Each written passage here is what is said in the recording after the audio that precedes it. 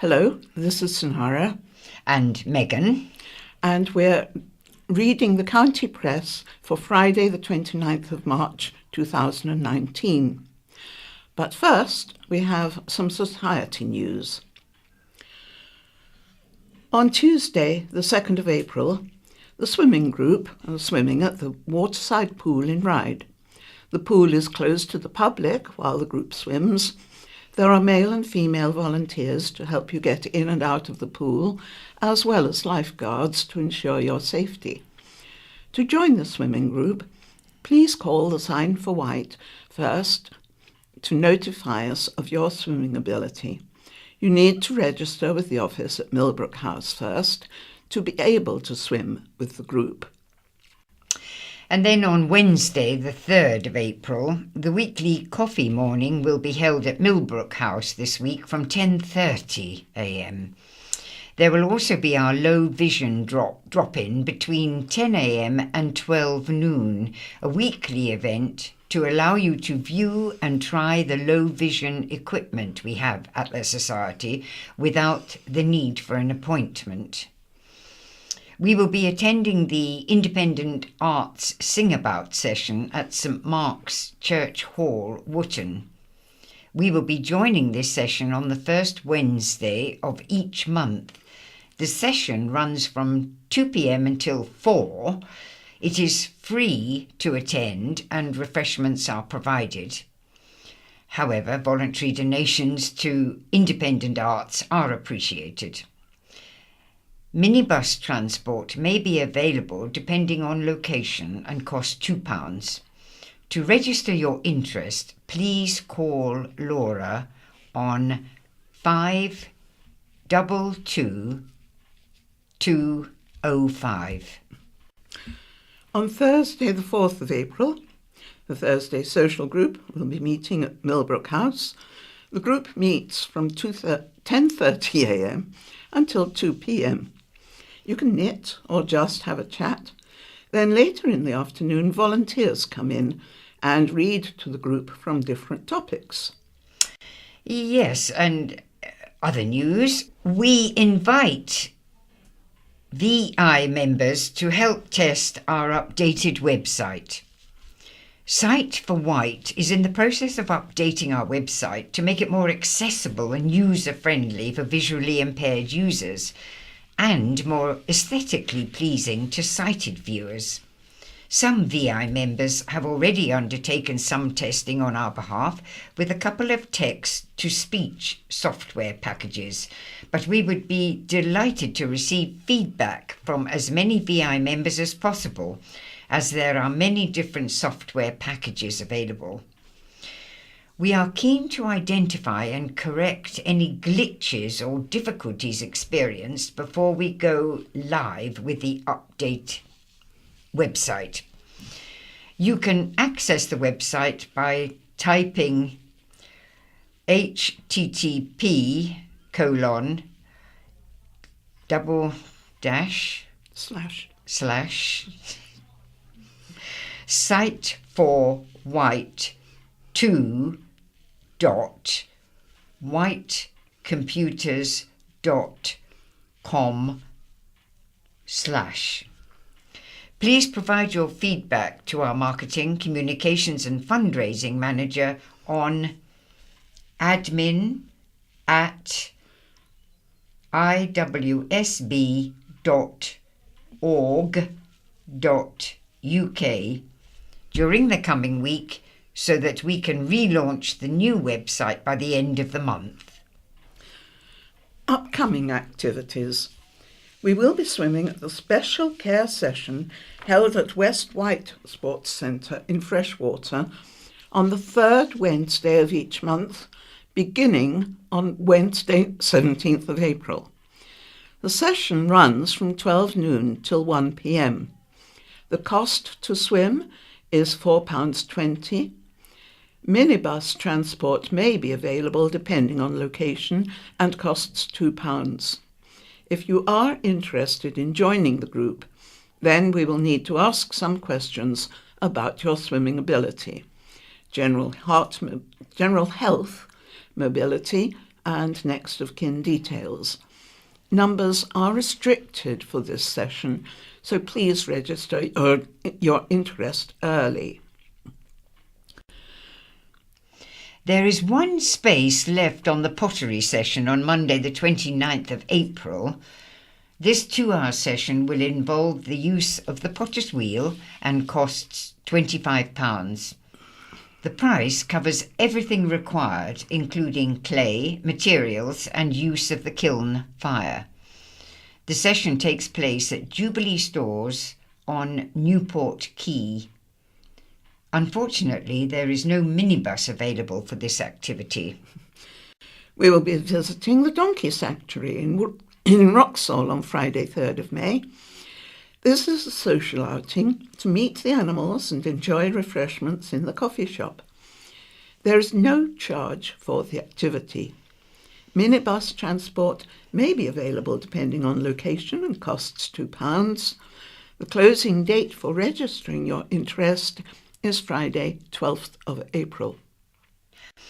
The audio book group meets on the second Wednesday of each month at Lord Lewis Library in Newport.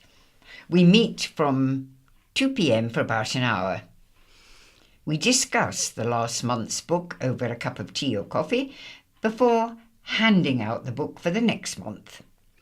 Books are available on CD or USB stick. There is no charge for this group for visually impaired people. There is no transport available for this group. However, sighted guide assistance is available between the library and the bus station if requested in advance.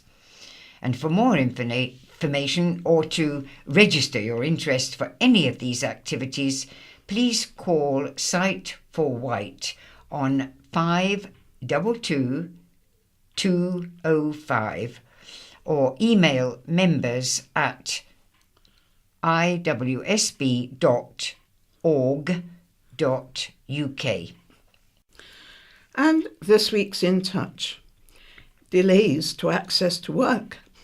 Guide dogs guide a visually impaired runner in half marathon. Richard Kramer, the chief executive of Sense, a charity that supports people who have a hearing and visual impairment, tells Peter Wight about his concerns over the delays in appointing a minister for disabled people, following the resignation of Sarah Newton MP nearly a fortnight ago. Peter Wight talks to Kerry Fielding, a visually impaired woman from Blackpool, who is experiencing significant delays with her application to access to work for specialist equipment to enable her to take up a new job in customer services. Peter also speaks to Thomas Panic, the president and CEO of Guiding Eyes for the Blind. Instead of being guided by sighted runners, Thomas recently completed the new United New York Half Marathon using a relay of 3 guide dogs. The presenter of the programme is Peter Wight and its producer is Tom Walker. And now on to the county press. And the headlines are, firstly, Splash the Cash, and second, no action taken to avoid ferry crash. This first one, Splash the Cash. £1.7 million advice bill for debt-ridden NHS Trust. Despite mounting debts of more than £23 million, the Isle of Wight NHS Trust has spent millions on external advisors over the past 3 years. One finance consultant was paid more than £14,000 by the Trust for just 4 weeks' work. A Freedom of Information, FOI, request revealed the amount spent on external advisors has skyrocketed, rising from £611,000 per year in 2016-17 to more than £1.7 million in the first 8 months of the current financial year. Of that, £1.1 million was spent on external management consultants. The number of external advisors has tripled from 15 in 2016 to 42 in 2018. The Trust said that the increasing spend on these consultants was because the organisation was devoting extra resources to tackling the problems highlighted by recent inspections. It said it was not unusual to work with consultants across a range of specialist areas to provide expertise, while recruitment at the Trust continued to be a challenge.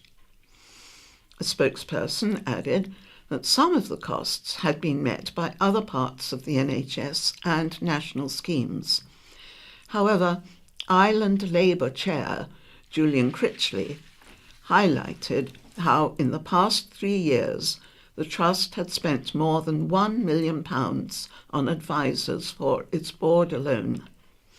He said, management consultants and advisors, who wouldn't know one end of a stethoscope from another, are walking away with millions of pounds, while islanders have to watch their much-needed hospital services being cut. Director of Finance, Darren Cattle, worked as an interim consultant at the Trust for around 4 weeks before beginning a permanent role and was paid £14,300 during that time. 3 weeks ago, NHS Improvement, NHSI, placed the Trust in financial special measures due to an increased deficit of £13 million. The total deficit for the Trust stands at more than £23 million. The Trust was not able to explain to inspectors the deterioration or how the debt would be addressed. Health bosses will now receive support from the NHS, which will include the appointment of a financial improvement director. A Trust spokesman said, "We have needed to bring in additional specialist expertise and, where necessary, hire interim staff when we have not been able to recruit substantively. Since NHS Improvement assessed the Isle of Wight NHS Trust as requiring support to address concerns in a number of areas, we have been working closely with our regulator to further improve the quality of care we deliver to our patients." He said the Trust welcomed the support to make sustainable improvements with the Trust's financial means. He added, "Recruitment continues to be a challenge for us, and the quality and safety of our services must come before all else." And now a headline: no action taken to avoid ferry crash. No action was taken by either the crew of Red Funnel's Red Falcon or Phoenix motor cruiser to avoid a collision in September. On September the 29th, the Red Funnel vehicle ferry and a privately owned motor cruiser Phoenix collided in the Solent. Phoenix was pinned against the ferry's bow for 18 seconds and serious damage was done. Phoenix had 4 people on board, but no one was injured. In a report, the Marine Accident Investigation Branch concludes neither the crew of the Red Falcon or Phoenix were aware of each other before the collision. The view of Phoenix was obscured by the sun's glare, and Phoenix did not see Red Falcon because the crew were looking ahead as the ferry approached from behind. The report concludes no action to avoid collision was taken on board either the Red Falcon or Phoenix because the ferry's master and chief officer did not see the motor cruiser closing in on the starboard bow. and the driver and passengers on board Phoenix did not see the ferry approaching on the motor cruiser's port quarter. Red Falcon's master and chief officer were focused on a yacht off the port bow, and the sun's glare on the starboard bow would have made Phoenix very difficult to see. The effectiveness of the lookout maintained on Red Falcon's bridge was reduced because the master and chief officer remained seated throughout the vessel's transit through the Solent and did not lower the bridge window sunscreens. From their seated positions, the master and chief officer could not monitor radar targets or check the blind arcs created by the bridge's window frames. Phoenix owner did not see Red Falcon because he did not look astern for other traffic when entering the Thorn Channel at a shallow angle. His knowledge of the coal regs was very limited, and he was not aware of local guidance intended to deconflict recreational craft and commercial shipping. The report noted Ventnor had completed its own investigation and made recommendations to improve navigational watchkeeping. And back to the NHS Trust, which has hired 40 new nurses. There are 150 nurse vacancies at the Isle of Wight NHS Trust, with 80 of those on the St Mary's Hospital site, health bosses revealed this week. To plug gaps, 40 nurses have been hired from the Philippines to help to reduce the amount the Trust spends on agency staff. Health bosses met with members of the Isle of Wight Council's Policy and Scrutiny Committee for Adult Social Care and Health to discuss the ongoing concerns at the Trust.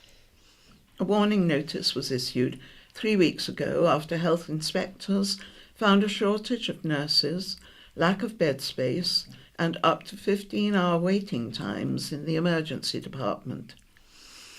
Chief Executive Maggie Oldham said the shortage of nurses had been filled using agency staff, contributing to the increased deficit of £13 million. NHS Improvement placed the Trust in financial special measures at the beginning of March. Ms Oldham said, "We have a very good fill rate with our bank and agency staff. 98% of our shifts are covered. It's the biggest cause of our financial deficit." Ms Oldham said that the Trust was facing competition with recruitment from Southampton and Portsmouth. And she said, "If you're agency staff, why would you sign on to a shift on the Isle of Wight when you'd have to get a ferry across rather than Portsmouth or Southampton?" The 40 new Filipino nurses will be based at the St Mary's site. Due to their training, it's not easy to transfer them out into community services, said Ms Oldham.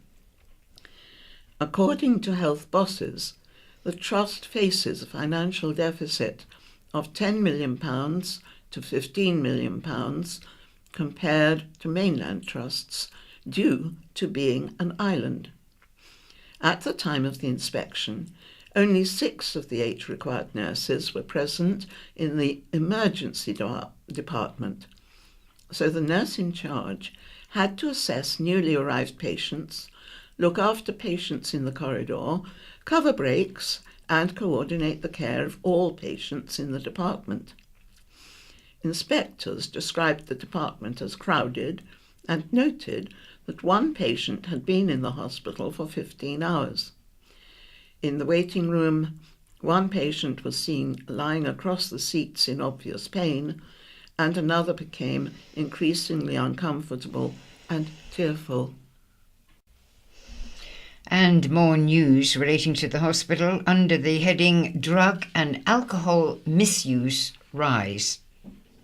The number of young people being admitted to hospital for drug and alcohol misuse on the Isle of Wight is continuing to rise. Public Health England revealed in its 2019 Child Health Report over 4,000 kids living in the southeast were being admitted to hospital for drink and drug abuse, the second highest regional rate reported. On the island, there were 52 admissions for alcohol abuse in 2018 to 19, up one since the previous report last year. The number of admissions for substance abuse was 44, up 13. The report has pulled together hospital admissions data from the last 3 years.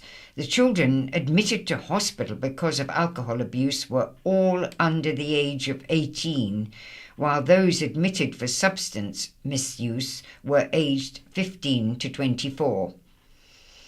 Eitan Alexander, Chief Executive of UCAT, a private addiction treatment centre, said more pressure should be put on parents to have open and honest conversations with their children.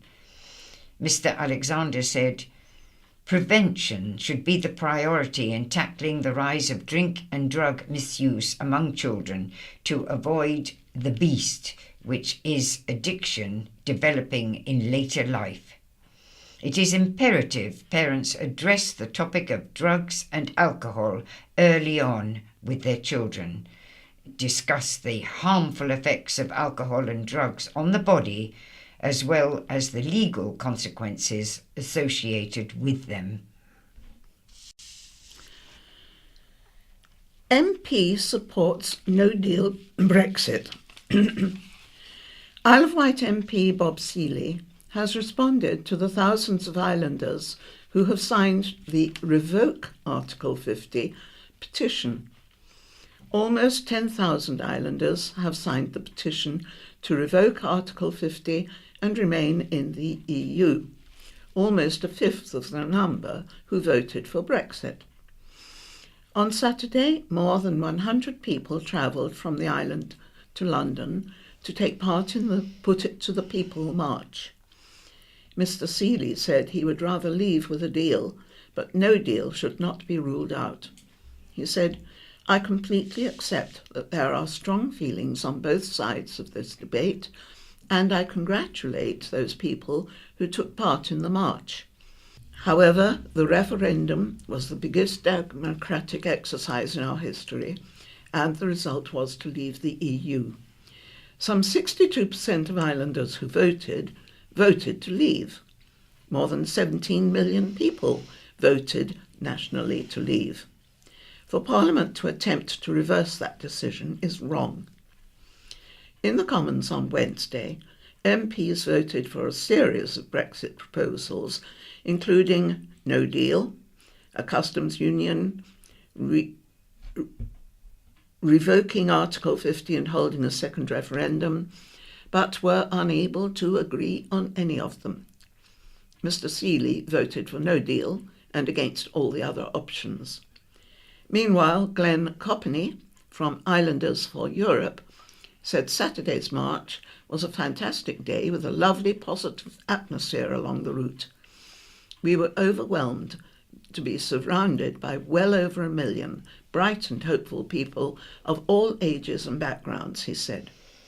Vix Lalvian, Isle of Wight Green Party spokesperson, said Westminster had ceased to function and it was time for a people's vote. She said, "The turnout was massive, many, many more than the 750,000 who turned out to march in October. It's now clearer than ever that we, the people of the UK, must intervene." And now, the sad news of a young man's suicide. A young man hanged himself in his grandmother's garden after struggling to get the mental health support he needed. Jamie Robert Bruce Plowman of Cavendish Place, Newport, was found by his mother and grandmother in the early hours of April the 7th last year. An inquest into his death heard his mother, Sarah Plowman, had raced to her mother's house where the 20-year-old had been staying after waking up at 1 a.m. sensing something was wrong. Ms. Plowman and her mother Avril Glassett, found Mr. Ploughman outside and tried to resuscitate him. Tuesday's hearing was told Mr. Ploughman had a history of mental health problems and had been admitted to St Mary's Hospital, Newport, following an overdose just 2 months before his death. Ms. Ploughman, who suspected her son had autism, blamed delays in getting mental health support for her son, feeling depressed. She claimed the Trust were dismissive of Jamie. "I felt no one was taking it seriously." Isle of Wight coroner Caroline Soumaré criticised the Isle of Wight NHS Trust for allowing Mr. Ploughman to leave the hospital so soon after the overdose. She said, "He should not have been allowed to leave without a mental health risk assessment." The Trust also came under fire for not including the family in its own internal investigation into the death, which the family said was filled with inaccuracies. 2 agency nurses, who have since left the country, have been referred to the local medical committee following their involvement with Mr. Ploughman. Interim head of nursing, Bev Fryer, said at the inquest, "I can't say what went wrong." She said concerns for Ms. Ploughman's mental health following her son's death meant they had not got in touch straight away, but this was not followed up at a later date. She said lessons had been learned and the Trust was in a much better position than a year ago. Sarah Ploughman moved to the island with her 2 sons 10 years ago. However, Mr. Ploughman was bullied at 2 island schools before his mother home educated him. Ms. Ploughman said he would frequently come home covered in cigarette burns and spit, and a group of teenagers had broken into her house to find him. Mr. Ploughman was an avid guitar player, sometimes playing for up to 18 hours a day. However, he developed a ganglion on his wrist, which left him unable to play. His mother said he felt like everything was taken away from him. He wanted to be a pilot, but his eyesight wasn't good enough. He wanted to play the guitar, but his injury meant he couldn't. Miss Ploughman said saw her son just hours before his death and said she knew something was wrong by his calm demeanour. She said, "He seemed in a good mood, but I was not happy. I knew something was wrong. I woke up at 1 a.m. and I just knew I had to go and check up on Jamie." A note left in the strings of Mr. Ploughman's guitar and found by police was read out to the family at the inquest. Ms. Soumaré ruled Mr. Ploughman's death to be suicide by hanging. Speaking about the effects of Mr. Ploughman's death, Ms. Ploughman said her youngest son had since been expelled from the school due to an incident with other pupils, which the family said stemmed from his brother's death. The coroner ordered the NHS Trust to follow up with adequate mental health support for him. Speaking after the inquest, Ms. Ploughman said, "We are devastated. I can only hope the NHS learns something from this and that something positive, if you can even call it that, can come from his death."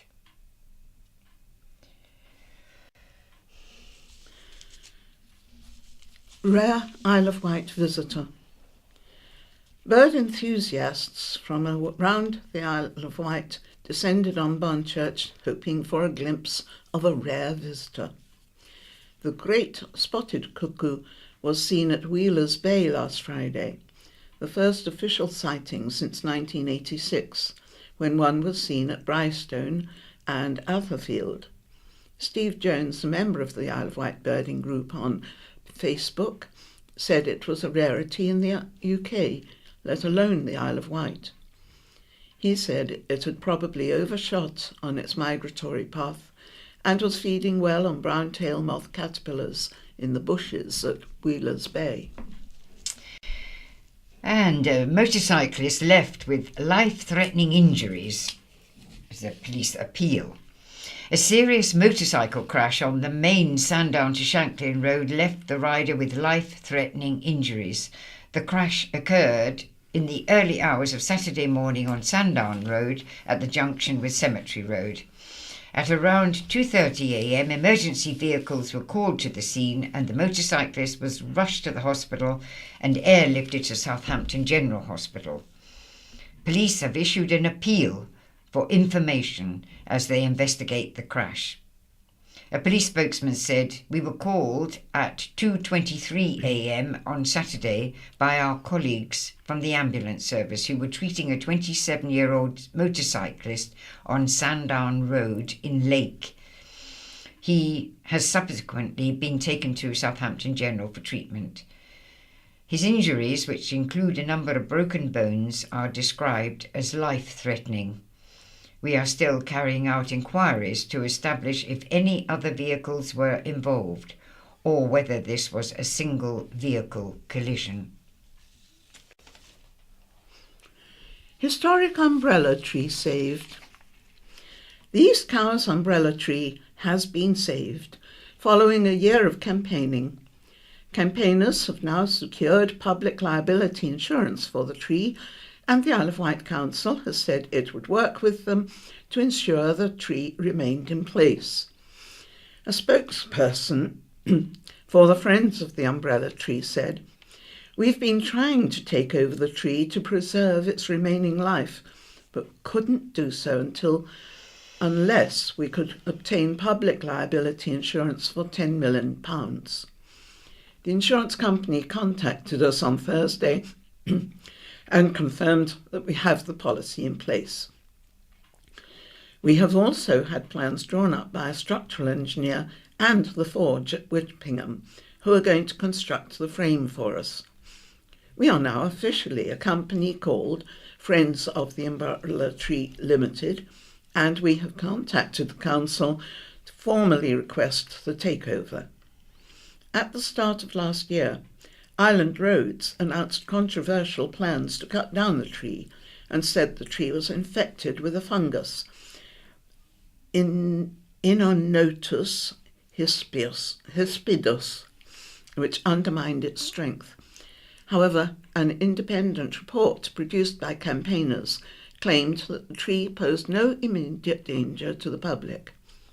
Resident Tanya Rebel said, "More fundraising events will have to be organised in future, but for now we celebrate the fact an iconic tree has been saved for all to enjoy." A council spokesman confirmed that the tree would remain standing. He said, "The Isle of Wight Council welcomes the news that insurance had been obtained by the Friends of the Umbrella Tree following our recent meeting with them in mid-February. Our main priority is that public safety is not compromised, and to that end we are continuing to work with the Friends group with the aim that the tree remains in place whilst ensuring that safety is paramount. Anyone wanting to donate to help with the cost of the frame and insurance can send donations to Friends of the Umbrella Tree Limited, 44 Grange Road, East Cowes, PO 32 6DZ. And happy birthday from Dame Judy. And Isle of Wight Lemur had an extra special birthday present from Dame Judy Dench. Zingy, the ring-tailed lemur, was sent a birthday card and a punnet of blueberries from the screen legend. This package arrived at the Isle of Wight Zoo Sandown over the weekend. Lemur keeper Gary Harbour said, "Zingy absolutely loved it. He had the whole punnet of blueberries to himself, so was very spoiled on his birthday. It was quite a surprise to receive it in the post. Dame Judy has always been a big fan of the Isle of Wight Zoo." Zingy enjoying his treats and his card from the celebrity.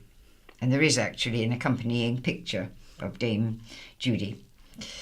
The lemur also enjoyed a piece of birthday cake from zoo staff. Zingy first became friends with the star when he tried to pinch her lunch last September. Violent late-night attack. Just 2 weeks after receiving a suspended jail sentence for racially attacking a nurse while drunk at St Mary's Hospital, J. Reese Pearson got drunk and involved himself in a violent group attack on a young man. Magistrates decided to activate Pearson's original custodial sentence when he appeared before them on Tuesday and sentenced him to an immediate 5 months in prison. Pearson, 19, of High Street, Newport, admitted assaulting the male victim by beating. Anne Smout, prosecuting, said Pearson was part of a group who targeted the man in Newport around the Old Westminster Lane and Dairy Crest Drive area at 11 p.m. on November 3, 2018. The group started shouting "paedophile," and this led to the victim being punched in the eye, face and ear. He stumbled around before managing to run off, suffering bruising to his eye. Pearson knew the victim as he was a family friend and later apologised. The court heard Pearson had admitted previous offences of violence in court on October 23, 2018, including racially aggravated assault and actual bodily harm against a Pakistani nurse at St Mary's Hospital. For those offences, he had received a 6-month prison sentence, suspended for 12 months. Barry Arnett, for Pearson, said the offence at St Mary's Hospital had been disgraceful. The latest assault was a group attack born from Chinese whispers, but Pearson had been man enough to apologise afterwards. Mr. Arnett said, "He's absolutely mortified to be in court again. Drink played a major part, and now he is no longer drinking at all."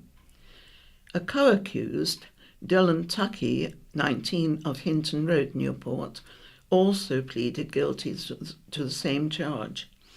He was ordered to pay a £330 fine with £85 costs, £33 surcharge and £50 compensation to the victim. A third assailant was never identified. And another court appearance. Brandishing a bottle at a police officer landed a ride man in court. Alex Nolan, 31, of Harding Road, admitted a charge of common assault on an emergency worker when he appeared at the Isle of Wight Magistrates Court last Friday. Nolan called police to an incident at his address on March the 5th, and when officers arrived, they found him in an agitated state. Vivian Ducey, prosecuting, told the court. Mr. Ducey said officers followed him inside and he picked up a bottle in the kitchen and said to one of the officers, "What are you going to do?" Police threatened to discharge a taser, at which point Nolan put the bottle down and he was arrested. The assault charge came from the threat. No injuries were caused, Mr. Ducey added. For Nolan, Barry Arnett said his client called police with allegations he had been assaulted. Mr. Arnett added Nolan was a hard-working married man with 4 children and had not troubled the courts for more than 5 years. Magistrates fined Nolan £253. He will also have to pay a £30 surcharge and £85 court costs. And that's all we have time for now. So it's goodbye from Sonara. And Megan. Goodbye. Goodbye. Hello, I'm Lester. And I'm Linda. And we start this morning with the letters. First letter, Scooters on Roads, from Mark Burrows in Ventnor. Correct me if I'm wrong, but I've noticed riders on their mobility scooters, who occasionally knock pedestrians over on the pavements, have taken to whizzing around on the roads. Surely one needs a licence to ride a motorised vehicle on the highway. They're becoming a health and safety issue. While travelling on the bus recently, we crawled behind an individual idling up Ocean View Road. The Isle of Wight Council has spent a fortune on our council tax laying drop curbs parallel to the pavements, so please use them, mobility scooterists, and have more consideration. And from John Calloway at Ventnor Art Gallery. Due to the Ventnor Library having needed to move its function to a church building in a street nearby, Ventnor had the added surprise of an arts exhibition to further boost the inner decor. The building in itself is architecturally beautiful, and as many people commented, it was fairly desirable as a permanent building for supporting a proper art gallery, similar in function, although smaller, to Key Arts Newport. Beach rescue from Mrs. Griffin in Freshwater. On Friday afternoon, my friend and I decided to go to Compton as the tide was a bit low. We were about 3/4 of the way to the farm at the end. As we started to walk across the rocks and sand, my friend started to sink and fell over. I also started to sink. The sand had covered the tops of my boots and I couldn't get out. A man called Terry tried to climb across the rocks to help us as the tide was coming in. Eventually 2 men came over and pulled us out of the mud. I wanted to give them all a big thank you for helping us because it was really scary. From Andrew Pellow of Nettleston. Make Town Hall vibrant again. How delighted I was to read in a recent issue the idea of turning Ryde Town Hall into a landmark cultural centre. This building, which is such a focal point in the architectural heritage of Ryde, needs to be revived for the good of the community today and for the benefit of future generations. We've just enjoyed and participated in the annual Isle of Wight Music, Speech, Dance and Drama Competition Festival, which, when this iconic building was a town hall, hosted memorable classes, piano and organ among them. I've played both instruments there, and even earlier sung there in the Ryde Philharmonic Choir under David Mackesy. Treasured memories indeed.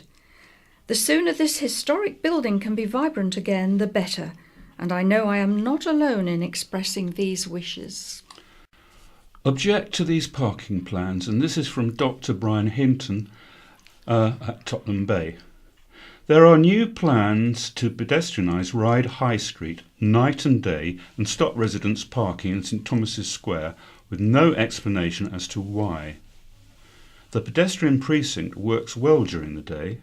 At night it fills up with cars owned by residents, many living above the shops, and by customers of the, at present, flourishing evening culture of cinema, bingo hall, pubs and food outlets. All of these businesses will be put in economic peril. The precinct is wide enough for parking on both sides, with space enough for emergency vehicles to get through. The one pinch point next to Costa, though, to the square is now designated no parking, with no public complaints. No reasons have been given for these draconian plans, or those to put yellow lines along Garfield Road.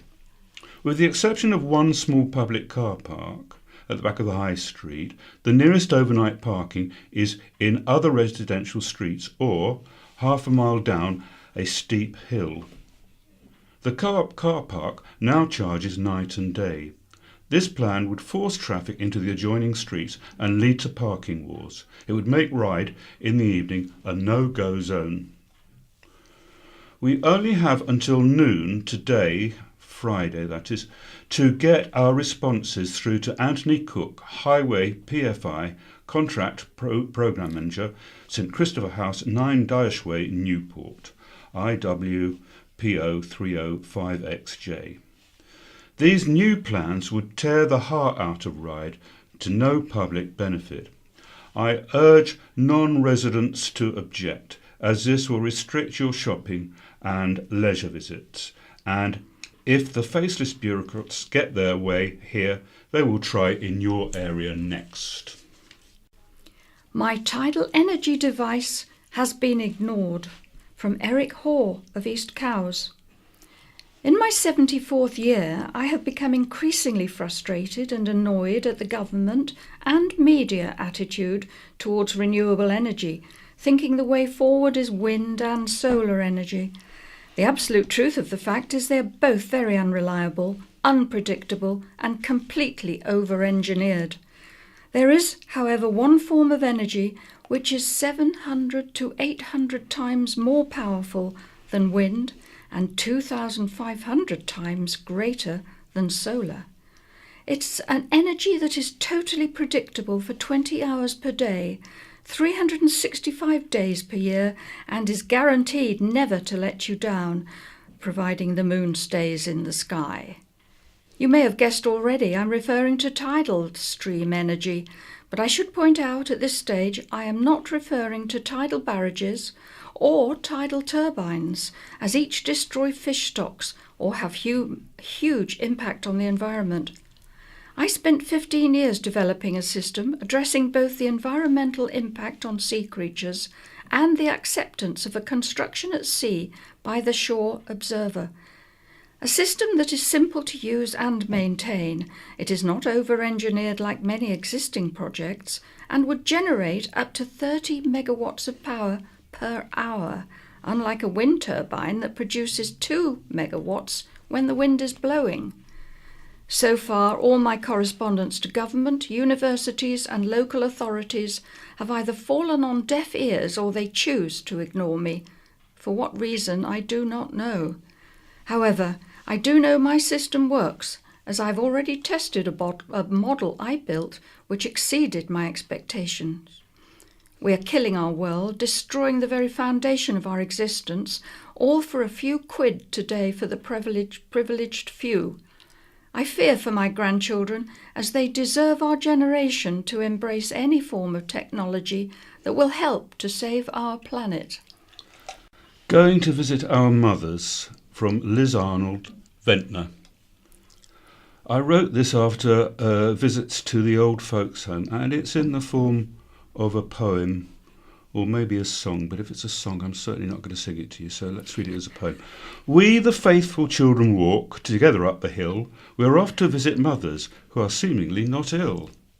Today I took a donut, the man a tube of cream, mother has a dressing, the carer makes her scream. We both arrive together, I let him ring the bell, and as the door is opened, see our future glimpse of hell. We find our vacant mothers, staring into space. I try to feed the donut, but get the disapproving face. Now Betty wants the toilet, and Frank is on the trot. The carer holds her hands up, and sod the blinking lot. Her hours have just been doubled, her pay not worth a jot. Mother, jammy fingers, licking off the jam, turns her face towards me and asks me who I am. From Chris Dodd of Newport, Offshore Status. Is the Isle of Wight Planning Office legally bound to serve the elected Isle of Wight Council and the electorate of the island, or not? Will the Isle of Wight Council and its planning office be dictated to by national government policy, i.e. to build 650 houses per annum, when the actual statistics in the plan documents prove that fewer than 100 would be more than adequate? I have no doubt the government's power, in the form of the IW Block Grant, will prove that we, as a body of British people, will be bulldozed into submission, however nicely it is put to us neglected and officially ignored offshore islanders. So are we going to just roll over? No. I am hereby proposing the instigation of process which could and should lead to the Isle of Wight being declared an offshore crown/government dependency/territory like the Channel Islands or the Isle of Man. Will the current council leader please contact both the UK government and the United Nations headquarters in New York to obtain the necessary application forms for offshore status? Our house planning problems could then be sorted by logic, and when a large number of UK businesses transfer their HQs here, all our financial problems will also be sorted. As an aside to the above future direction of the island, Our expensive and meaningless planning office is unfit for purpose until it applies for and obtains the power to condition approvals to ensure permissions are executed in a timely way. Until this process is overhauled, it has to stop approving plans, many of which are never executed. In a recent Freedom of Information response, the Planning Office informed me it had no records of how many planning permissions for houses had actually been built since 2000.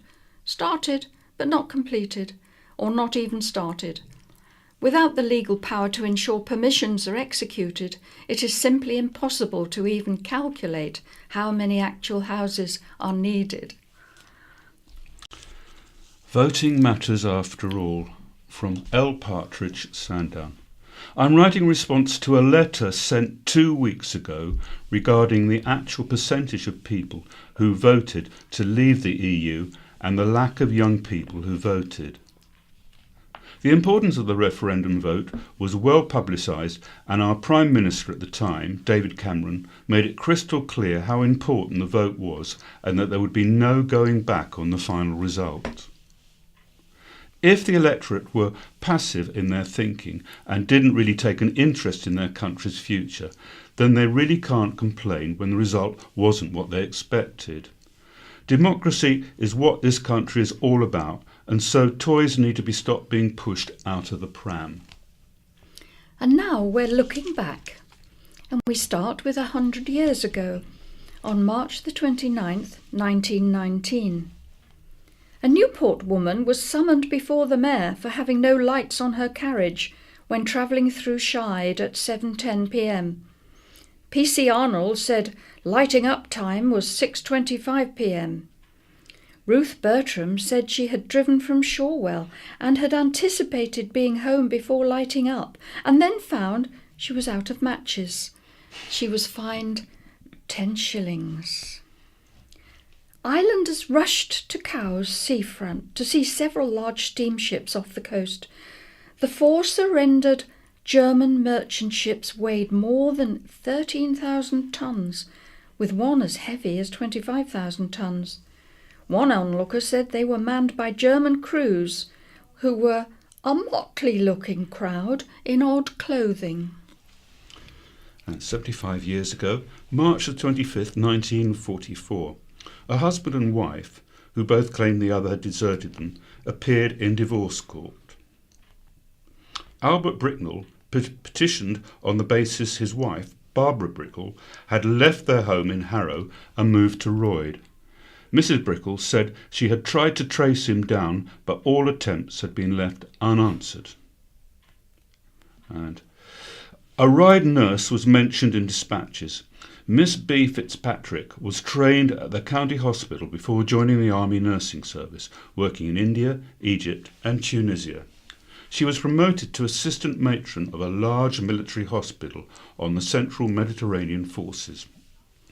And 50 years ago, on March the 29th, 1969, furious braiding parents complained to the county's education committee when they were suddenly informed their children would attend school in Bembridge.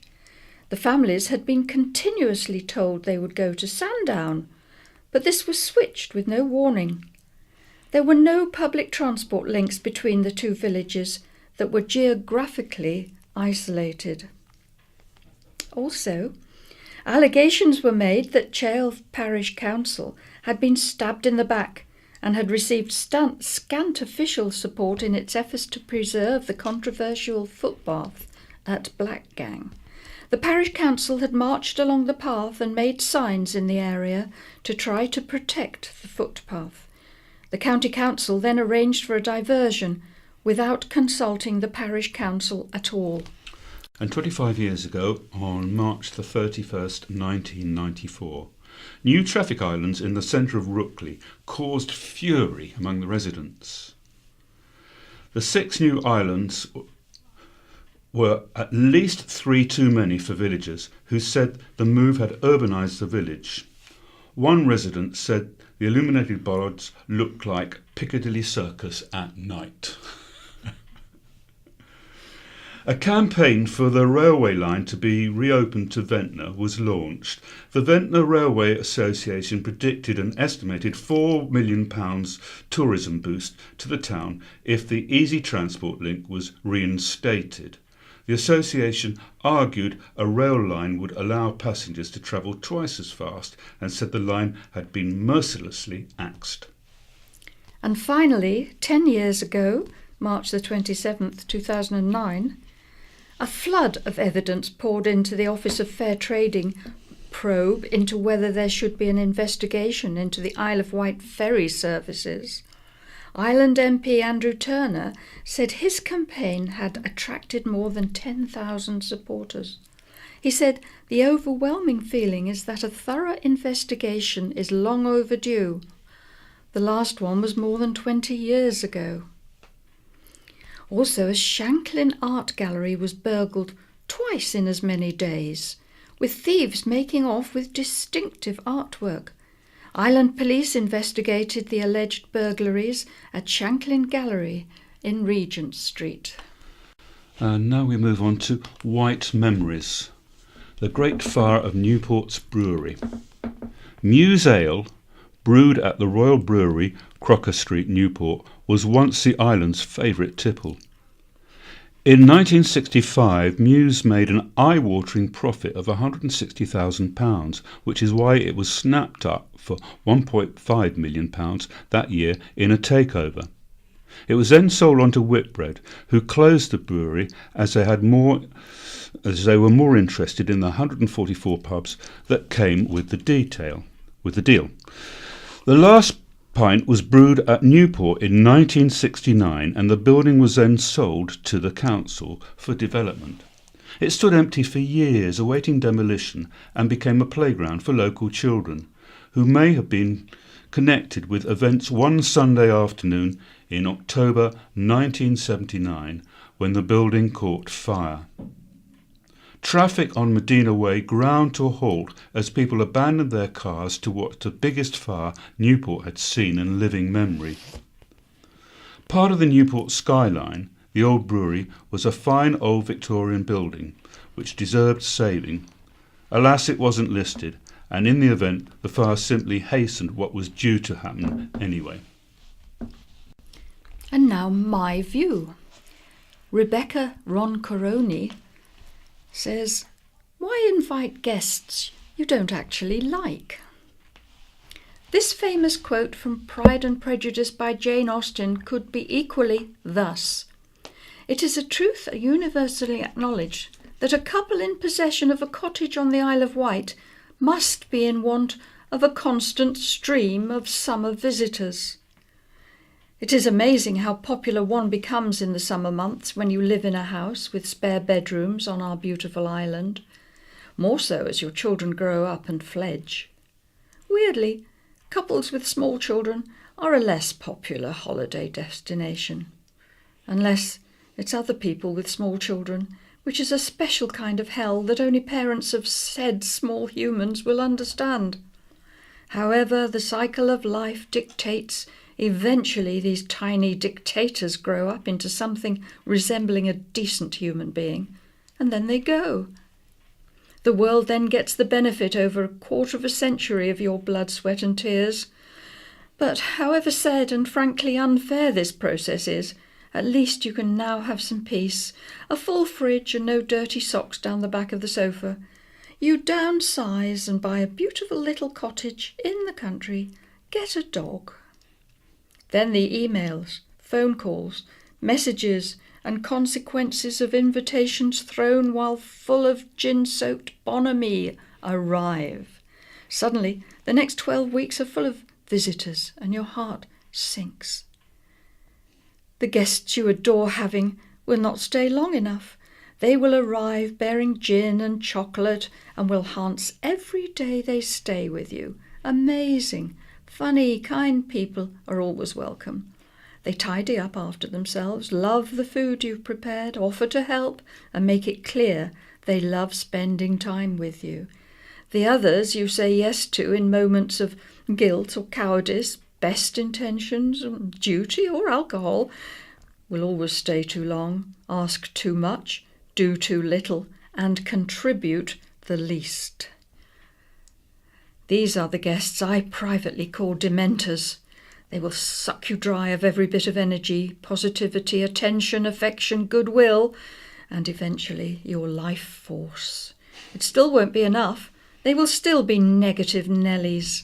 You will find yourself drinking too much alcohol over dinner as they hold forth about people you don't know, events you haven't been to, dates you don't care about, as they sit there boring you to death, drinking your wine, eating the food you've bought and prepared.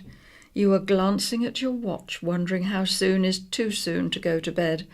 But it's only 8:30 and there's still the flipping washing up to do. I now have criteria to help decide which guests can stay. The first is, would I go away with these people? If the thought of going away for a weekend with them fills me with dread, then why am I agreeing to them staying in my home, my sanctuary? The second is, would I be comfortable not wearing a bra in front of them? Seriously, I must concur. So often we see memes telling us to say yes more. I would argue we actually need to say no more. We Brits are so blooming polite that rather than say no when people ask to come and stay, we prevaricate to the point when we've actually said yes and miserably backed ourselves into the hosting corner. The saying, "Don't set yourself on fire to keep others warm," has never been truer when it comes to opening your home up to guests. This year is going to be different. It seems so obvious, but we're only having people we actually like to stay. And this column is written by Malcolm Mime, my island-themed bucket list. I don't know if it's an age thing, but recently I've had a number of conversations with different friends about the so-called bucket list of places to visit in the world. Each time I've had the conversation, I've explained I've never given much thought to such a list, but that might be because I have something of a phobia of lists of any kind, brought on of many years ago when the current Mrs. Mime started writing me to-do lists. I'm sure if I put my mind to it, I could come up with a places to visit in the world list. But what the conversation has actually made me think about is places on the island I have never visited. Don't get me wrong, this certainly isn't a bucket list. There's nowhere on the island I have a desperate burning desire to visit. Otherwise, after all these years, I'd have actually gone and seen them by now. But as I am a born and bred Isle of Wighter, I'm a little ashamed there are certain places I really should have gotten around to going to. So here it is, my non-bucket list of places I have never been to on the Isle of Wight. Once you've finished reading mine, feel free to compile your own. You may surprise yourself at where you haven't been. And he starts with, number 1 is Osborne House. I know, goodness only knows how I have managed to avoid a visit to Queen Victoria's famous home. Number 2, Brading Roman Villa. I've had a sandwich in the cafe, but never actually gone in. I'm surprised I was never taken there on a school trip, but I don't actually recall going on any school trips. I guess against the background of 1970s austerity, there was no money for school trips. Has anything changed? And number 3, the Sun Inn, Halverstone. I reckon I must have had a pint in the vast majority of island hostelries over the years, but Benedict Cumberbatch's favourite pub is one of the few I've never visited. Number 4, Westwood Park, Cowes. In my younger years, I played a lot of football. I'm pretty sure I've played at all the football grounds on the Isle of Wight, exotic places such as Pell Lane, Wootton Rec and Parklands in Ryde. But the one ground I have never even set foot on is the home of Cowes Sports. In the words of The Who, I can't explain. Number 5, Rocken End Beach, Blackgang. The 70-year-old me, along with 3 friends, once decided we would drive to Blackgang to look for sunbathers at the island's only naturist beach. We couldn't work out how to get to Rocken End and ended up going to Blackgang Chine instead. Number 6. The Royal Yacht Squadron Cows. Never been invited. Number 7. The Needles Lighthouse. I'd love to go inside. Who wouldn't? And finally, number 8. Dimbola Lodge, Freshwater. No doubt I will one day get around to paying a visit.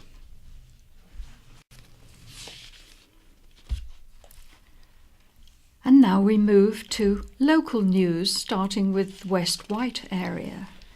There's a new home for men in sheds. Members of West Wight Men in Sheds are celebrating after being given a new home by Totland Parish Council. The over 50s group is moving from an old maintenance shed on Totland Turf Walk to the former changing rooms on the recreation ground. During the winter, they've been meeting every Thursday between 2 p.m. and 4 p.m. at Fort Victoria, but hope to expand to 3 days a week in their new premises. They want to convert the changing rooms into a workshop and rest area. Chairman David Waldock said, "We are appealing for companies to either sponsor us or help us with the building work. Once the work is complete, we can begin developing our activities for the benefit of everyone in the community." There are more than 1,300 retired men living in the West Wight area, but many find themselves isolated. To find out about Men in Sheds, email men@westwhiteshed.org. And also, a dolphin washes up. A dolphin was washed up on an Isle of Wight beach. Ventnor Coast Guard rescue team was called out to Shepherd's Chine, Atherfield, to reports of the large sea mammal on the beach. The dolphin was dead and heavily decomposed, so identification was not simple. A spokesman for HMED's Coast Guard said. Ventnor CRT members documented the discovery and reminded islanders that if they find something unusual washed ashore, they can phone the Coast Guard. And South Wight area news. Food bank opens in the bay. A new food bank has been opened for residents of the bay. On Friday, March the 1st, the Isle of Wight Food Bank opened the Bay Bank at Winchester House, Sandown Road, Shanklin. It will be the first food bank on the island to have an evening session.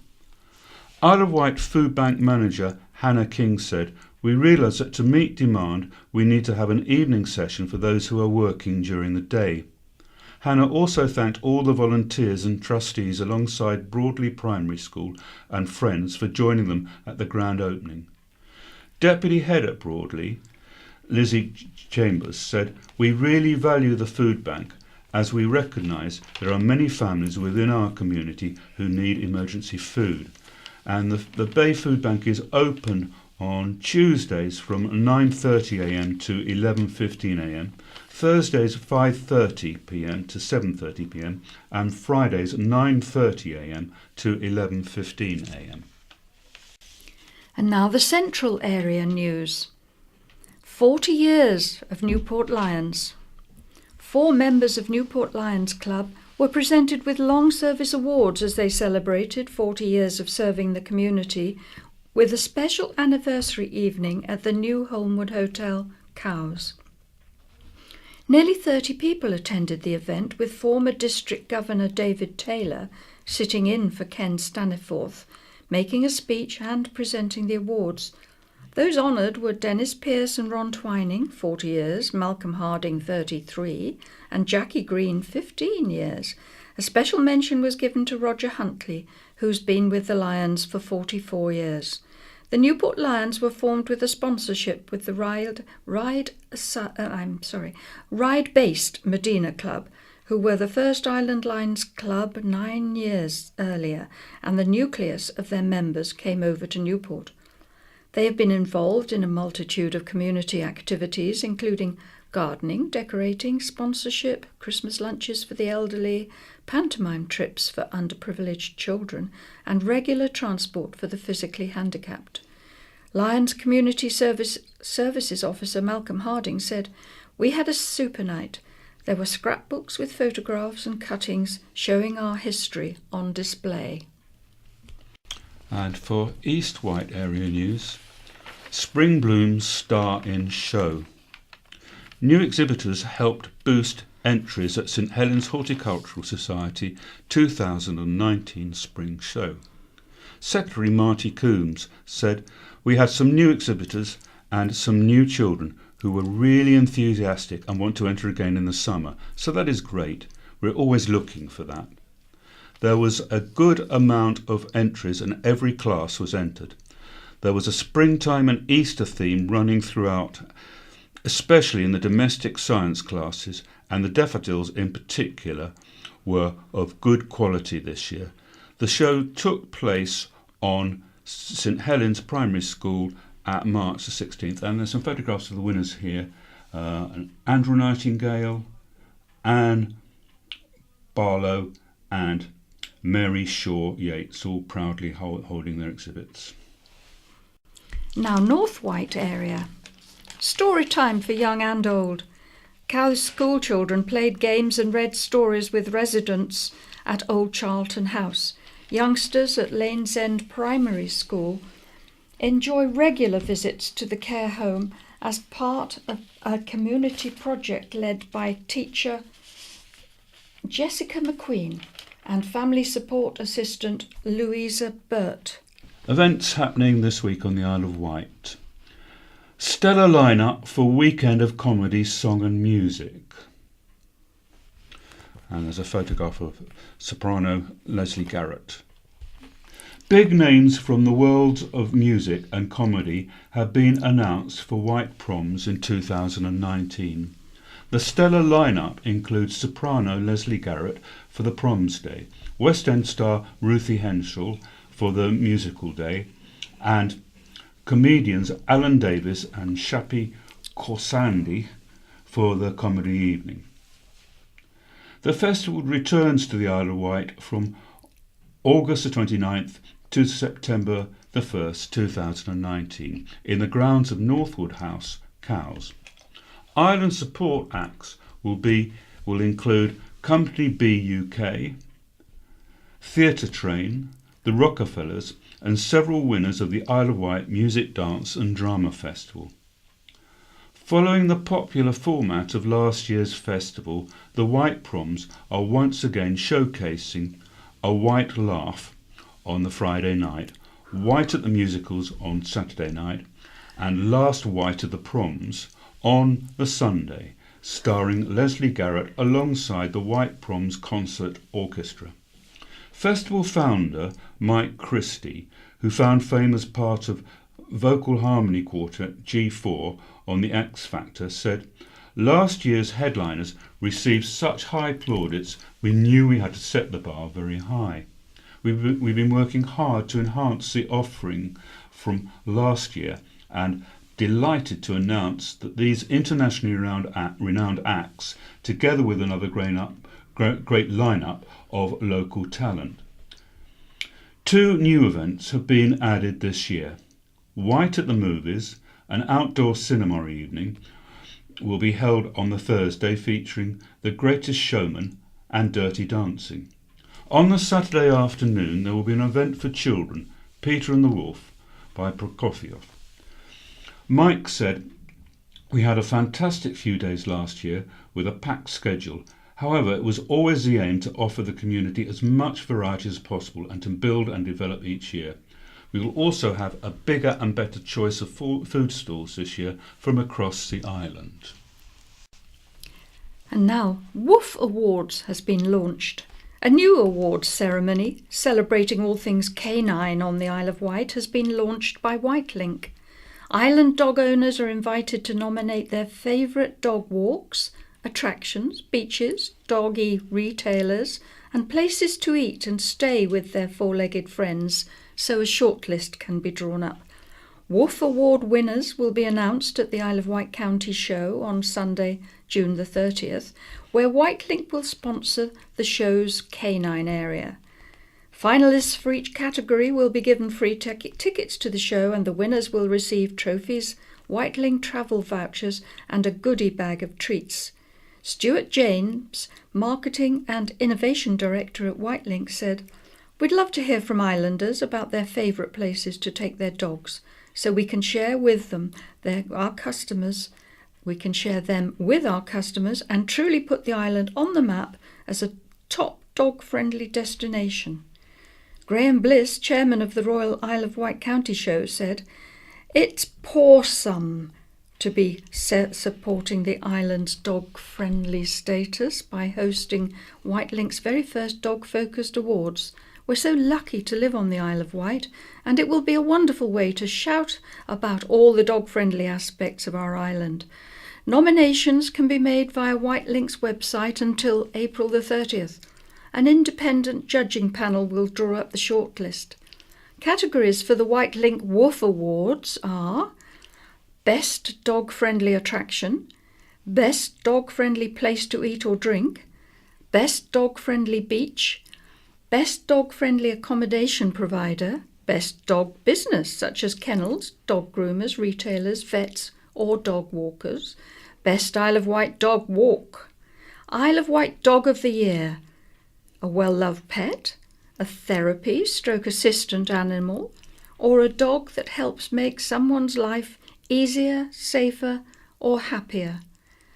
And lastly, the Isle of Wight Dog Person of the Year, an owner, handler, trainer, walker, vet or business owner who goes that extra mile.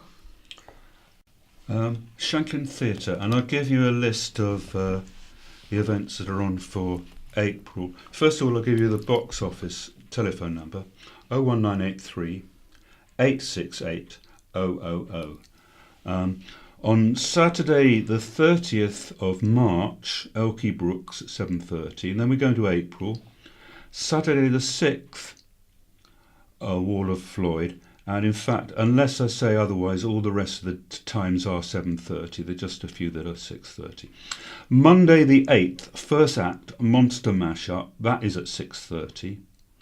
Tuesday the 9th, first act, Monster Mash again at 6:30. And going back to the 7:30 time, Friday the 12th, Cold Place Tribute to Coldplay. Saturday the 13th, Robert Wight. Then the Island Savoyards present Thursday the 18th, My Fair Lady, and that's Friday the 19th, Saturday the 20th, and on Saturday the 20th as well as 7:30, it's also on at 2:30. Sunday the 21st Sunday the 21st is also at 2:30, not in the evening then. Then moving on to Friday the 26th, Very Best of Burt Bacharach, back to 7:30, and finally Saturday the 27th, Steve Harley Acoustic Trio at 7:30. And I'll just give you the box office number once again, 01983 868 000. And now the Isle of Wight Jazz Weekend, which is coming up on the 29th of May to the 2nd of June 2019. Entitled Echoes of Ellington, featuring Ian Shaw, Sax Appeal, Tim Cliffius Trio, Gabriel Latchin Trio, Georgia Mancio, Kate Williams, Jiving Miss Daisy, Coltrane, Camilla George Quartet, The Nat Ganella Story, Zoe Francis, Jim Mullen, Tribute to Horace Silver, The Sunshine Kings, Isle of Wight Jazz Orchestra and Mark Nightingale, Gramophone Party, plus much, much more. Tickets on sale at the Isle of Wight County Press now. See our website for all details, isleofwightjazzweekend.co.uk. And Village Bus comes home to the island. An old 1970s Southern Vectis bus has returned to the island. The 42-year-old Leyland National Bus will be on display at the Isle of Wight Bus and Coach Museum from April the 7th and will take part in Rider Bus and Beer and Buses. Richard Newman from the museum said the 52-seat bus was one of the 19 supplied new between 1973 and 1977, although the company really required double-deckers at the time. The bus eventually passed to an enthusiast in Staffordshire who carried out restoration work. 3 of the museum's drivers took the vehicle on the 230-mile journey south. Motorways were avoided as a bus had not made such a lengthy journey for some time, but the bus held up well. Now we have Lord Mayor's invitation for the Medina Marching Band. The Medina Marching Band has been invited to parade in one of London's best-known events. The band will take 70-plus players to take part in the 2019 Lord Mayor's Show, one of the city's longest established events, which dates back to the 16th century. The band had the great honour of receiving an official invitation to take part in the parade on Saturday, November the 9th. The Lord Mayor's Show is centred on a street parade, which in its modern form is a light-hearted combination of traditional British pageantry and elements of carnival. The parade is held as the inauguration ceremony for the new Lord Mayor, and the procession goes from Guildhall via Mansion House and St Paul's Cathedral to the Royal Courts of Justice on the edge of the city of Westminster, where the new Lord Mayor swears allegiances to the Crown. The band will line up among some of the world's best military bands, such as Her Majesty's Royal Marines, the Royal Air Force, the Guards Division, and the Household Cavalry Mounted Regiment Band. The show is also broadcast live on the BBC from 11 a.m. Medina Marching Band Vice Chairman Kevin Downer said, "This is a great experience for every member of the band, not only to perform at, but also to represent the Isle of Wight in such a prestigious event. The only drawback is that we do not receive any income from the organisers of the event, so the band has to cover 100% of the cost of travel and an overnight stay, so we can arrive on time before the streets of London are closed. So over the next 6 months, we will be actively fundraising and seeking help from any local companies or individuals that could help with our travel expenses. As the band is totally self-funded, this is going to be a big additional cost for the year, but something we all want to take part in. We have a banner at the back of the band on which we will display the name of those that help us get to London." And that's all from us. Have a lovely day, and it's goodbye from Leicester. And from Linda, have a lovely weekend. BBC Sounds. Music, radio, podcasts. Good evening. Tonight, Spot the Disability Minister. As we continue to wait for one to be appointed, the government's accused of undermining the role. The visually impaired woman still waiting months after an interview for the tools to do her job. And a new role for guide dogs. To be honest with you, with sighted guides, as kind as they are to get you through the race, I have to say that there have been many instances where I've woken up in the morning and I've wanted to go out for a run and I've had to hunt for a guide. And we'll hear more about the running dogs later in the programme. But first, a little quiz for you. Whose is the missing name? Maria Miller, Esther McVeigh, Mike Penning, Mark Harper, Justin Tomlinson, Penny Mordaunt, Sarah Newton? Well, there isn't one, and that's the problem. Those were the names of the 7 ministers for disabled people that we've had over a period of under 9 years. And minister number 8, after the resignation of Sarah Newton nearly a fortnight ago, has still not been named. Richard Kramer, Chief Executive of Sense, which represents people with complex disabilities, including those who are both deaf and blind, is angry, not only about the delay, but also about the rapid change of personnel. Yet we have been concerned that we've now had the 5th Minister for Disabled People since 2013. We've now had 11 days passed with no indication when the new minister will be appointed. So that begs the question whether government see this as an important post to fill. Is it a sufficient priority for them? And in any event, it's causing huge uncertainty for the 13.9 million disabled people who want a dedicated minister. And it isn't just this immediate appointment that you're critical of, I think. It's a more general attitude. Well, there is a concern about the rate of churn the number of ministers we've had. It takes time to understand the needs of disabled people, and actually it's issues that straggle across a whole range of government departments. So it's not just a Minister for Disabled People representing the DWP. We want them to have a close interest in welfare reform, in social care, in employment, in housing and so on. And we need a minister that takes a broader perspective. Do you think perhaps there's sometimes a tendency for us to overstate the powers of ministers? After all, in the end, decisions over money available, which is what a lot of these issues come back to, they come back to the Treasury, don't they?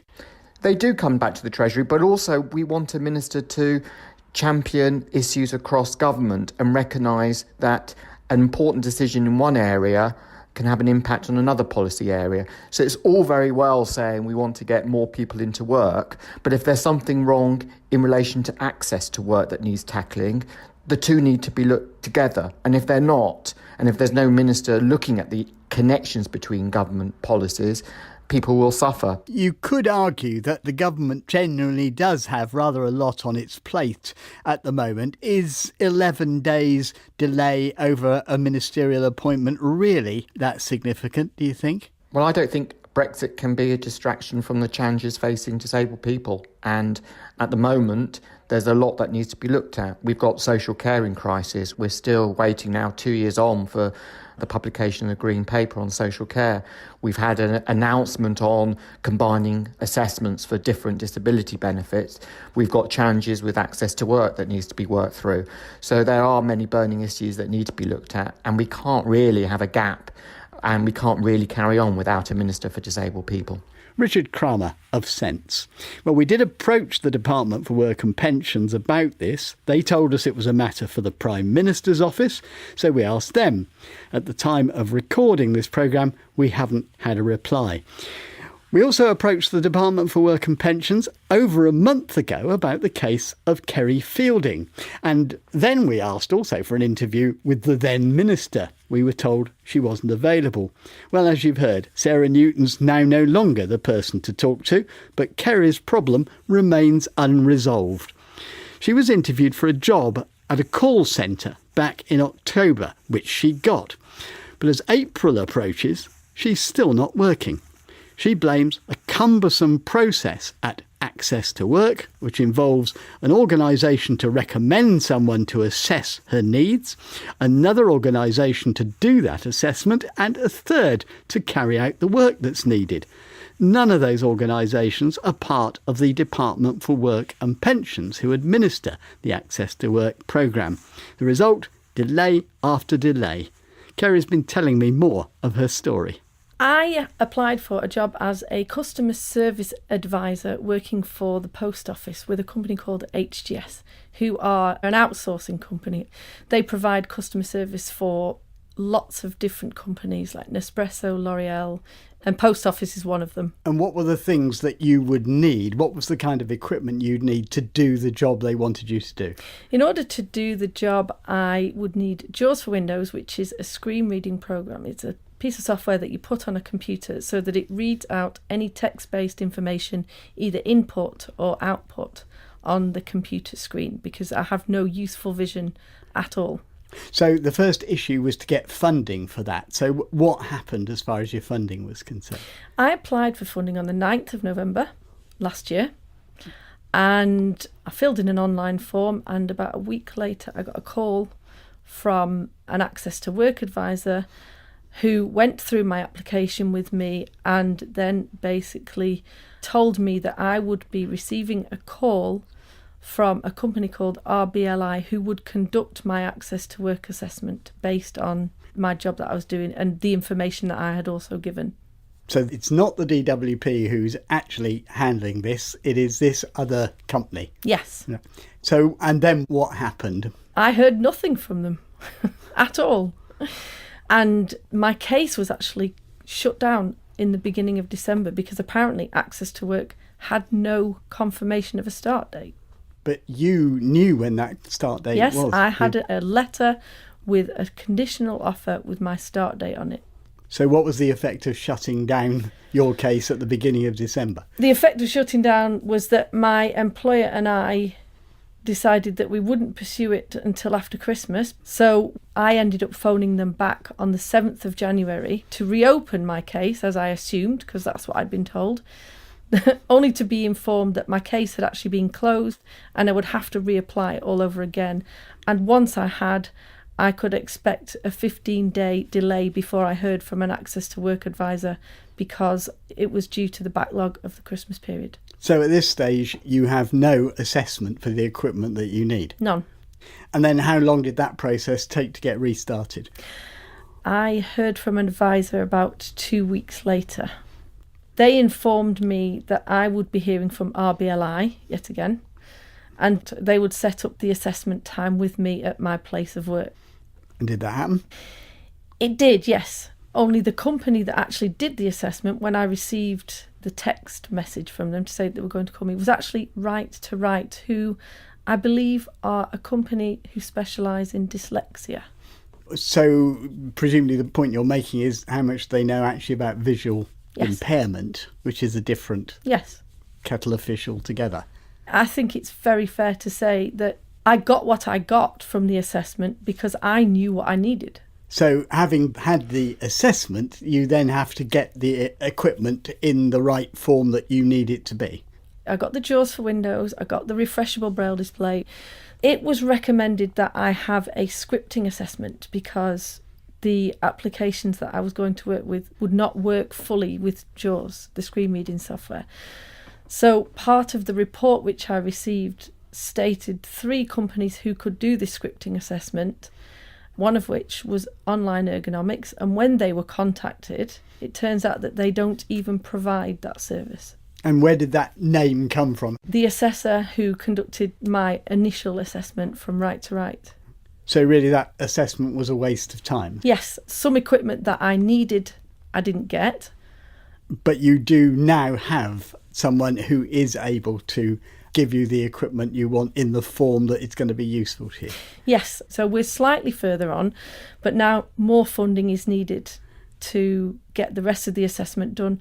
They then need to script this whole thing and see how many days that's going to take. So there's potentially 2 more lots of funding that I need.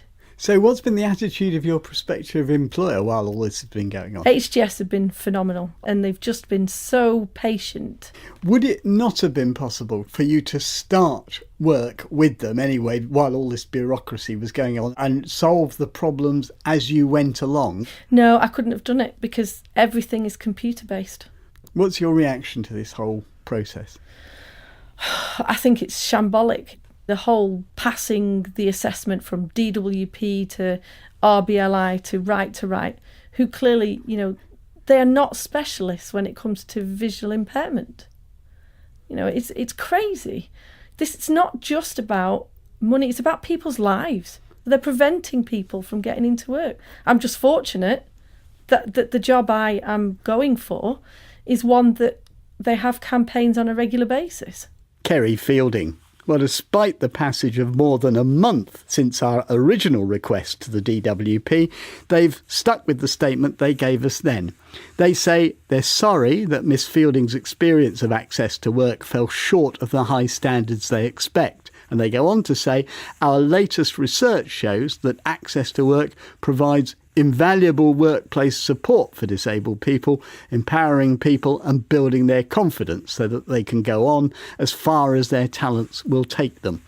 We also spoke to Right to Write, the assessor Kerry mentioned. They told us that their assessors do have extensive experience of training people with a wide range of disabilities, including visual impairment. Now, we've heard quite a bit recently on this programme about the sterling work of guide runners who've helped many blind people get fit and indeed take part in the ever-increasing number of marathons which are now popular. But could there be another solution in the hands of the likes of Waffles, Wesley and Gus? They're 3 guide dogs and they've just assisted Thomas Panic to take part in the United New York Half Marathon without human help. And if you're thinking, well, that's not what I thought guide dogs were for, you'd better take it up with the runner, who also happens to be President and Chief Executive of Guiding Eyes for the Blind, a well-established provider of guide dogs in the United States. Thomas explained why he'd pressed Waffles, Wesley and Gus into service. I was at the start line of the Boston Marathon, and several of the people at the start line of the Visually Impaired Championships asked me if it's possible to train a guide dog to run, and I said, it's something that's been on my mind, but it's never been done before. And that was the idea and the origination. But you mentioned the kind of disapproval that there used to be about the idea. Have you not had any of that this time? Don't people suggest maybe that this isn't the proper use for a guide dog, or it's trivialising the guide dog? No, not at all. I think that the biggest risk to the dog's health is obesity. And I have to say that, throughout this adventure, I haven't had anyone tell me that it trivializes the guide dog. As a matter of fact, quite the opposite. On a familiar route with the right training protocols and the right equipment, we have a running harness and they do wear their own running shoes.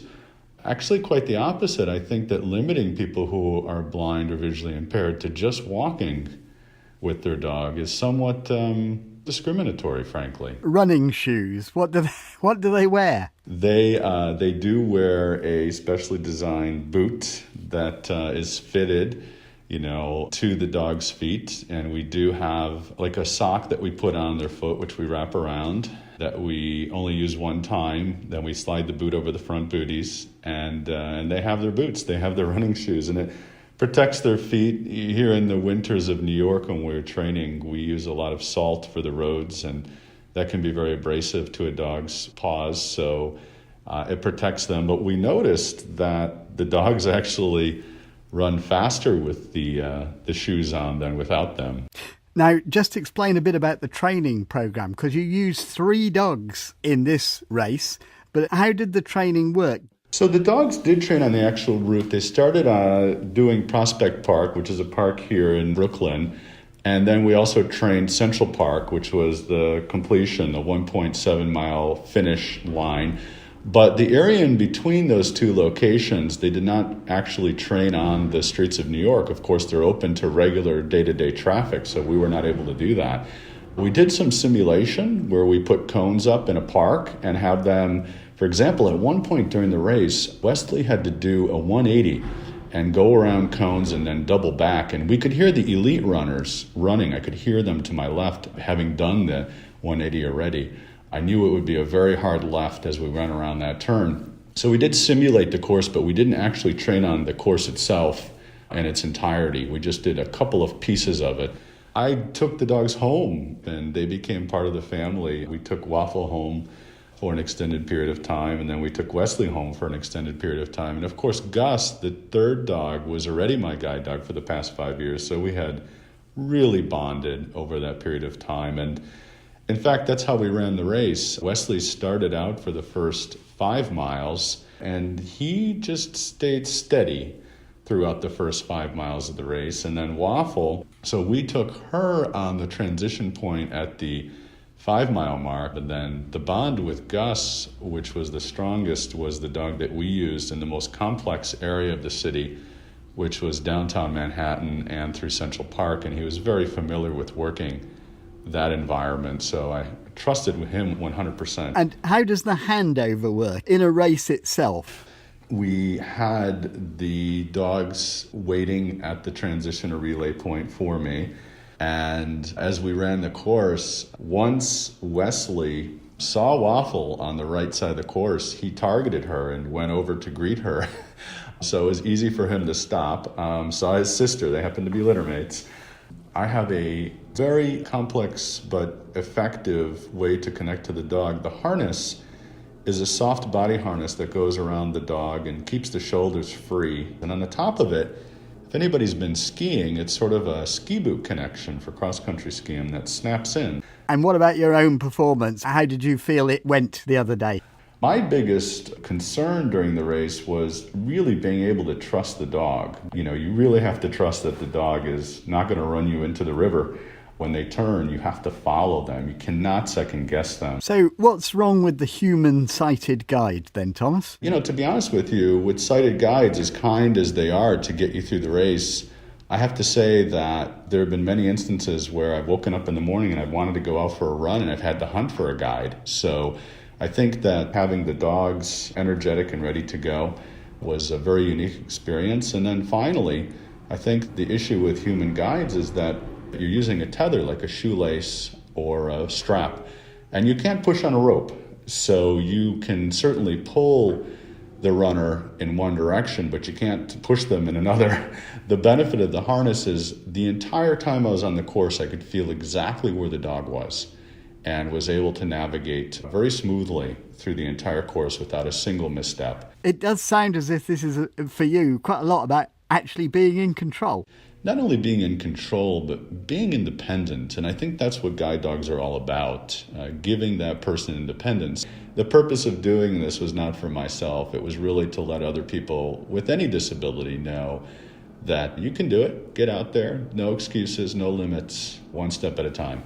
Thomas Panic, and we'd like your comments on that, please. We're getting some fascinating calls to our dedicated phone line where listeners can leave a message for us. We're listening to them all and we'll be taking up many of your points in future programmes. The number to call, 0161 836 1338, where you'll be invited to leave your message. You can still email in touch at bbc.co.uk or click on Contact Us on our website www.bbc.co.uk/in touch, where you'll also find tonight's edition of the programme and previous In Touch programmes. From me, Peter Wight, tonight's producer Tom Walker and the team, goodbye. The scaffolding news for Friday 29th of March. In the Cowes area, current scaffolds are up at 93 High Street, Cowes. This is a scaffold that's up within hoarding. At the Wight Inn, Dover Road, East Cowes. On the public conveniences, the parade at Cowes. Pending scaffolds are cameos in Bath Road, Cowes.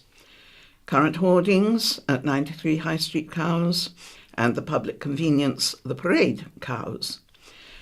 Building materials on the highway, they're at 60 York Street, Cowes. And now in the Newport area, current scaffolds, 15 Cypress Road, Newport, HMV Castlehold Lane, Newport, 30 High Street, Newport, 61 High Street, Newport, and in Castlehold Lane, and Seal House, C Street, Newport. And current skips in the Newport area, Fairmount Drive, in association with Stapler's Works, and 49 Clarence Road, and that's Newport. Current scaffolds in the Ryde area. Gardener's Cottage, Upper Green Road, St Helens, 91 to 92 High Street in Ryde, Coburg's Nightclub in Union Street, Ryde, Ellesmere Court at 76 George Street, Ryde, Marvin's in Cross Street, Ryde, and 2 Nelson Place in Ryde. Current skips, Carita, Steeney Road, Seaview, 4 Sherborne Avenue in Ryde, 2 Spithead Close at Seaview, and spaces behind 90 St Edmund's Walk in Wootton. Pending skips are 4 Harding Road in Ryde, and there's building materials and hoarding in the car park, Brook Road in Bembridge, and the spaces behind 90 St Edmund's Walk in Wootton. And now for the Sandown and Shanklin area. The current scaffolds at Wilmar Dorkin and Vermaper Cottages, Church Street, Newchurch, Trouville Hotel, 10 to 16 Esplanade, Sandown, the Ocean Hotel Townhouses, High Street, Sandown, Bar 64, 64 High Street, Shanklin, the Toy Master, 103 High Street, Sandown, that's in Albion Road, and then the Pie Shop, Melville Street, Sandown. And onto current skips at 9 Pier Road, Sandown, and outside Sandown Pier, Esplanade, Sandown. And pending skips, 25 Donington Drive, Shanklin. And current hoardings at Premier Inn, 1 to 9, Esplanade, Sandown, and at the junction of St Boniface Road, Arthur's Hill, Shanklin. In the Ventnor area, current scaffolds are at the corner of Trinity Road and Madeira Road in Ventnor, 1 Boniface Road and into Trinity Road, Ventnor. Pending skips are at 9 South Street, Ventnor. And now to the West Wight area. Current scaffolds, St James's Church, St James's Street, Yarmouth. Pending scaffolds, Old Totland Service Station, the Broadway, Totland. Pending skips, 1 Willow Cottage, Queen's Road, Freshwater. And current hoarding, skip and building materials at the end of Withy Fields cul-de-sac, Shalfleet. And finally, to the vehicle crossings that are under construction. 115 Station Road, Wootton, 37 Oakland Gardens, Shanklin, 20 Greenham Drive, Seaview, 27 St Michael's Avenue in Ryde, 4 Lower Highland Road in Ryde, and 59 and 61 Lower Furlongs at Brading.